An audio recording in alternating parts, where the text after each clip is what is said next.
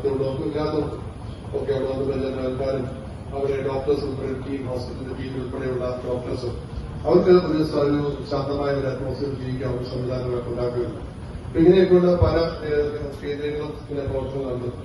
അപ്പൊ നമ്മളെ സംബന്ധിച്ചോളം നമുക്ക് ഈ ആലപ്പുഴ ജില്ല നമുക്ക് ഏറ്റവും വലിയ വലിയ വിഷയങ്ങൾ നമ്മൾ മനസ്സിലാക്കിയത് എടുത്തോളം നമുക്ക് ഏറ്റവും കൂടുതൽ പ്രശ്നമുള്ളത് ക്യാൻസർ. ക്യാൻസറിന്റെ ഒരു വലിയൊരു ആവിർഭാവമാണ്. നമുക്ക് കുട്ടനാട് മേഖലയിലൊക്കെ തന്നെ നമുക്ക് ഏകദേശം 30,000 ഹെക്ടർ സ്ഥലത്ത് കൃഷി ചെയ്യുന്നു. ഒരു വർഷത്തെ ആവറേജ് കണക്കുവാൻ നോക്കിയിട്ട് 20,000 ടണ്ണോളം ഫെർട്ടിലൈസർ ഫെർട്ടിലൈസേഴ്സ് ഉപയോഗിക്കുന്നു.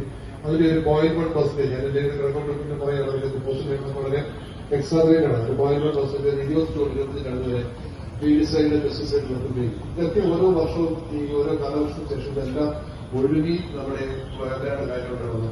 വയനാട് കായൽ ഇവിടുത്തെ ഒരു ക്ഷേത്രം മാറിയായിരിക്കാം.